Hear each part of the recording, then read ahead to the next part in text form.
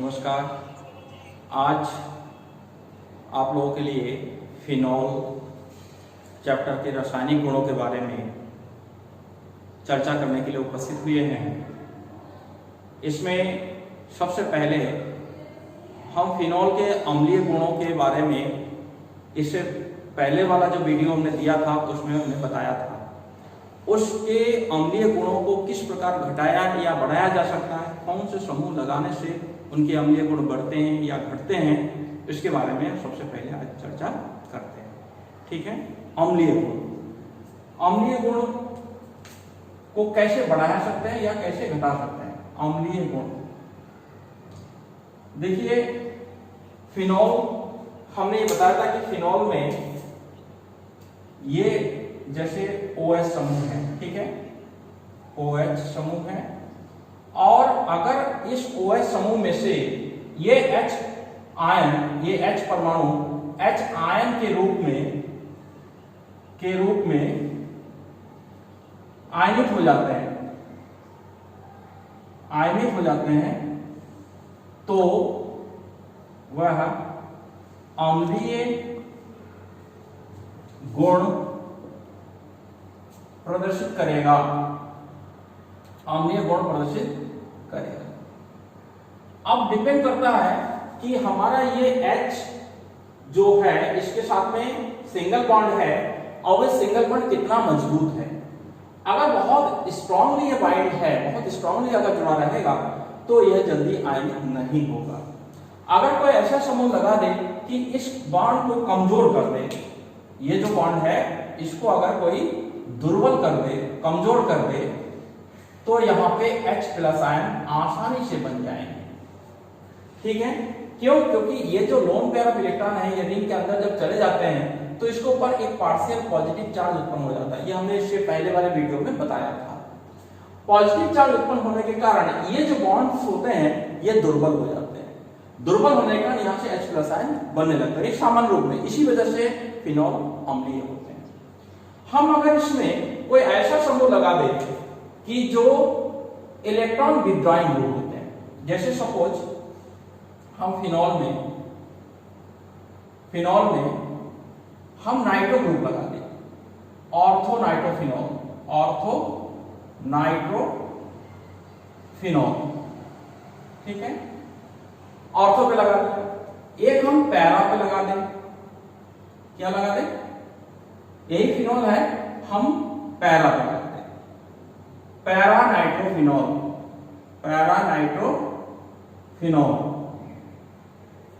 अगर हम Meta position पे लगा दें, कहां पे लगा दें?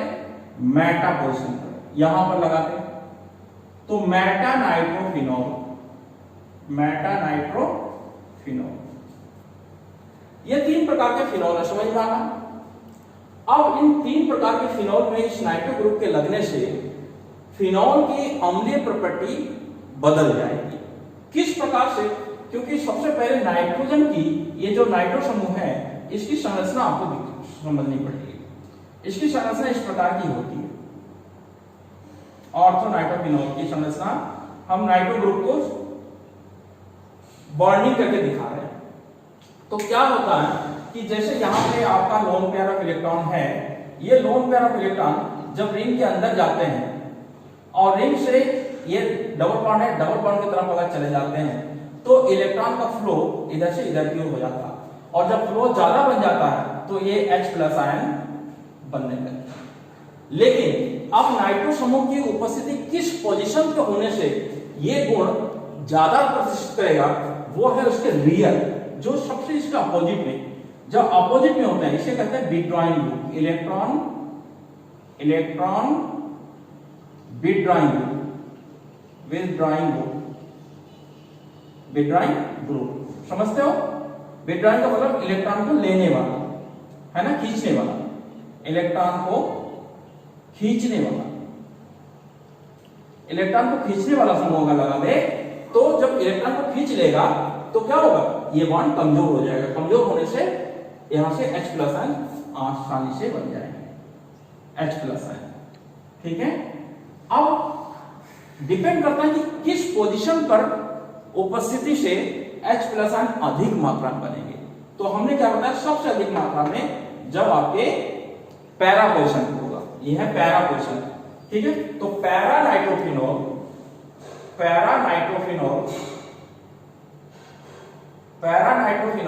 सबसे अधिक अम्लीय होगा। पैरा नाइट्रोफिनॉल के बाद आपका ऑर्थो नाइट्रोफिनॉल होगा। ऑर्थो नाइट्रोफिनॉल के बाद मेटा नाइट्रोफिनॉल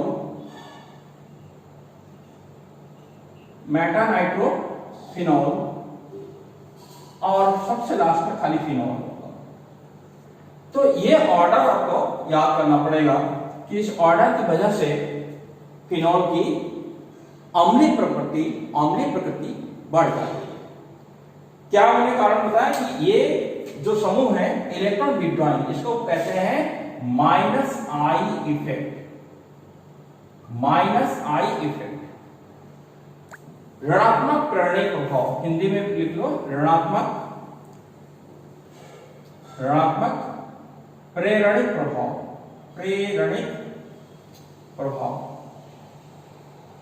ठीक है। ऋणात्मक प्रेरणिक प्रभाव के कारण इलेक्ट्रॉन को वो अपने से दूर खींचते हैं, ठीक है। यही हमने लिखा है खींचने वाला समूह, इलेक्ट्रॉन को खींच लेते हैं।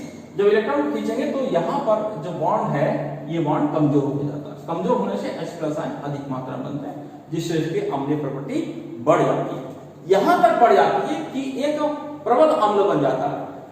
इसी में एक एग्जाम्पल देते हैं कि अम्लीय प्रॉपर्टी इतनी ज्यादा बढ़ जाती है कि वो पूर्ण रूप से अम्ल बन जाता है। ये आंशिक अम्ल थे, अब वो पूर्ण रूप से अम्ल बन जाता है। जैसे 3 पोजीशन पर नाइट्रो ग्रुप जब लगा देते हैं, इसे कहते हैं पिक्रिक अम्ल। क्या कहते हैं? पिक्रिक अम्ल। पिक्रिक अम्ल में 3 नाइट्रो समूह लगाए होते हैं, 2, 4, 6 ट्राइनाइट्रोफिनॉल।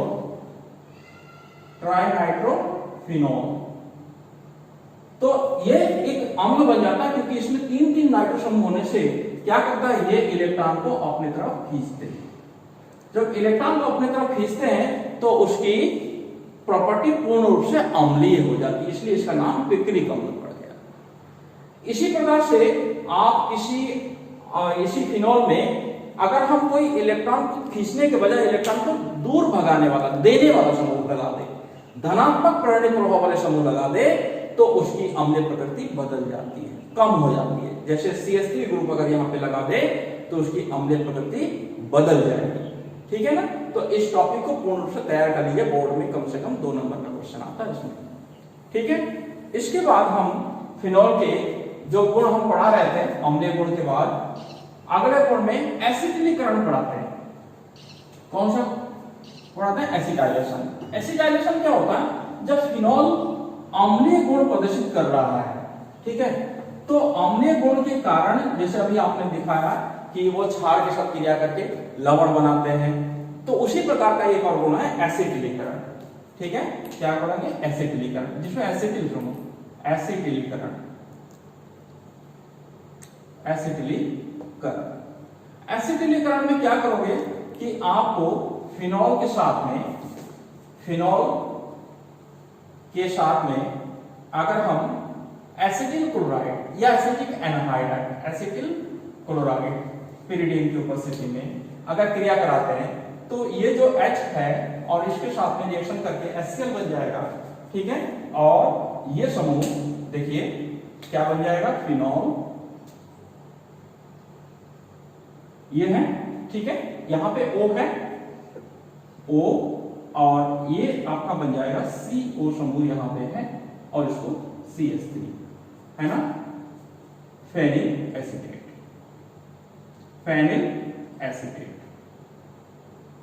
आ रहा समझ में? ये एस्टर है, क्या है? एस्टर और प्लस HCl। अब कोई हमें ये बताएगा कि यहां पे जो एस्टर बना है, एस्टर रिएक्शन में पहले पढ़ा चुका हूं, एस्टर अगर बन रहा है तो यहां पे फिनॉल की प्रॉपर्टी कैसी है? अम्लीय है, क्षारीय है या उदासीन है? मालूम है? ये यहां पे उदासीन व्यवहार, यानी कि यहां पे अल्कोहलिक व्यवहार कर रहा है। आप लोगों को हमने पढ़ाया था कि जब कोई अल्कोहल आम्ल के साथ क्रिया करता है तो एस्टर बनाते हैं। तो यहाँ पे फिनॉल में जो OH समूह है वो अल्कोहलिक प्रॉपर्टी शो कर रहा है। अल्कोहलिक प्रॉपर्टी के कारण ये एस्टर बन गया। ठीक है, क्या बन गया? एस्टर। एस्टर को आप लोग ऐसे भी लिख सकते हैं, ये संरचनात्मक रूप है। अगर आप इस प्रकार से इसी को अगर इस तरीके से लिखना चाहे तब भी गलती नहीं होगी। अगर कुछ बच्चे अपने आप को कमजोर समझते हैं तो इस तरीके से भी लिख सकता है। ठीक है, फेनिल एसिटेट। अगर हम एसिटिल क्लोराइड के स्थान पर एसिटिल क्लोराइड लिया है, एसिटिल क्लोराइड की जगह पर अगर एसिटिक एनहाइड्राइड ले लेते हैं, क्या लेते हैं? एसिटिक एनहाइड्राइड, तभी ये रिएक्शन हो जाएगा। देखिए फिनॉल है, फिनॉल है और फिनॉल की क्रिया अगर हम एसिटिक एनहाइड्राइड करें, CH3 का whole twice O, acetic anhydride, acetic anhydride, acetic anhydride के साथ कराते हैं तो यहां पे H फिर एसिटिल समूह आ जाएगा। ठीक है, इसी प्रकार से एसिटिल समूह OCO CH3 यही बन गया प्लस एसिटिक एसिड। ठीक है, एसिटिक एसिड बन जाएगा। तो ये आता है फेनिल एसिटेट। अब यहाँ पे जो सबसे महत्वपूर्ण क्वेश्चन है, जो बोर्ड में भी पूछते हैं या कंपटीशन में पूछा जाता है, ये जो फेनिल एसिटेट है, एस्टर है, ये एक पुनर्विन्यास फ्राइज रीअरेंजमेंट शो करता है। सबसे महत्वपूर्ण क्वेश्चन यहाँ पे है कि ये जो अणु है ये फ्राइज पुनर्विन्यास, फ्राइज पुनर्विन्यास, फ्राइज पुनर्विन्यास शो करता है। Fries rearrangement, fries rearrangement,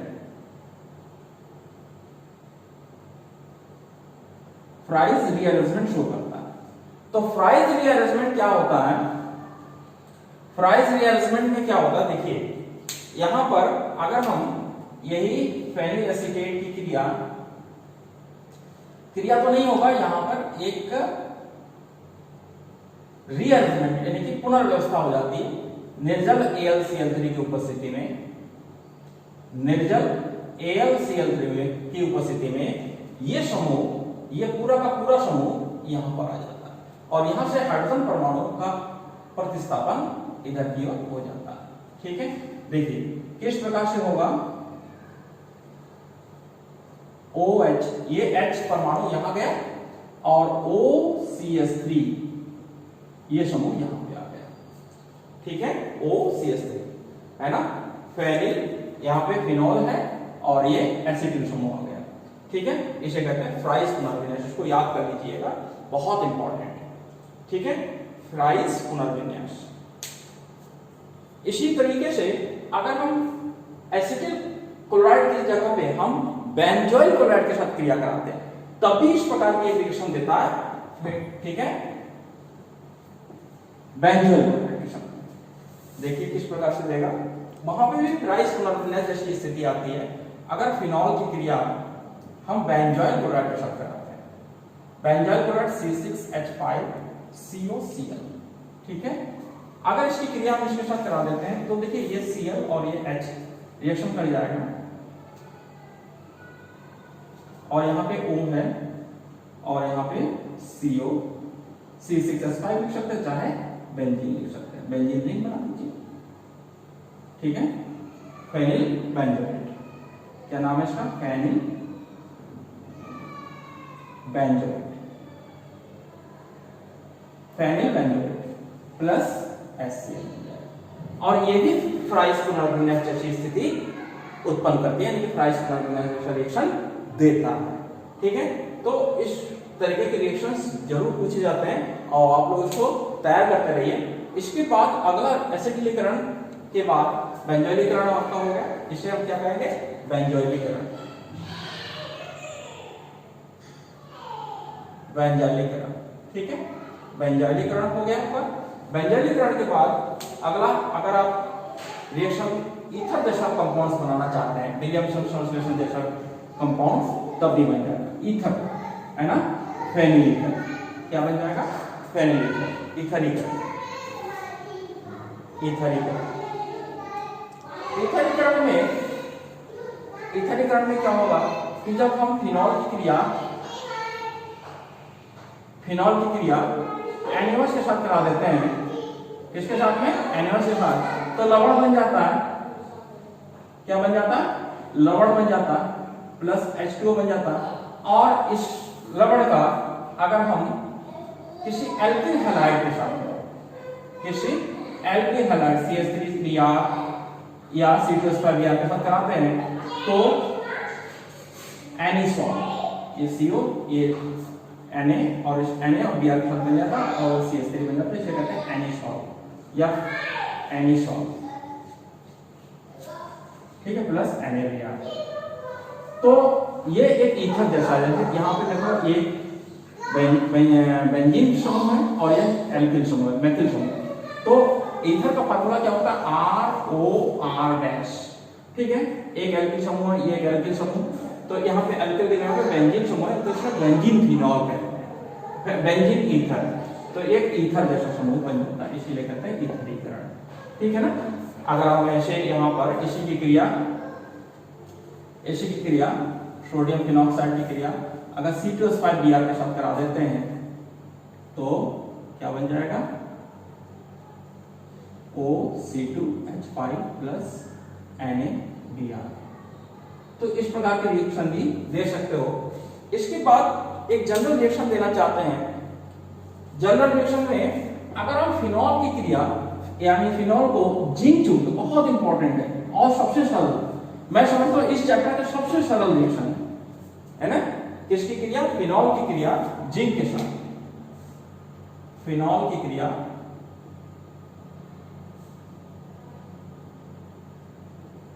zinc चूर्ण के साथ, जिंक जस्ते के चूर्ण के साथ में, बहुत इंपॉर्टेंट है। फिनॉल को जस्ते के चूर्ण से गर्म करने पर बेंजीन बनता है। फिनॉल है, फिनॉल को अगर जिंक के साथ में गर्म कर दे, सबसे सरल रिएक्शन है इस चैप्टर का, तो सीधे सीधे बेंजीन बन जाता है, प्लस ZnO, ठीक है, इसका नाम है बेंजीन बन गया। तो बच्चे समझते ये हाइड्रोजन कहां चला गया? ये हाइड्रोजन, ये जो रिंग होता है, यहाँ जो कार्बन होता है उसके साथ में रिंग में शामिल हो जाता है यहाँ पर, ठीक है, इस तरीके से बेंजीन बन जाता है, ठीक है। और इसके बाद हम आप लोगों को जो इसके रिएक्शंस रह गए, कॉम्प्लिकेटेड रिएक्शंस है, उसकी चर्चा हम इसके बाद वाले वीडियो में करेंगे, ठीक है। जो लोग इस वीडियो को देखते हैं वो इस हमारे चैनल को सब्सक्राइब भी कर लेंगे अगर किसी ने नहीं किया तो। और नेक्स्ट वीडियो में इसके लिए जो रह गए क्वेश्चंस उसको हम डिफाइन करेंगे। तब तक के लिए धन्यवाद।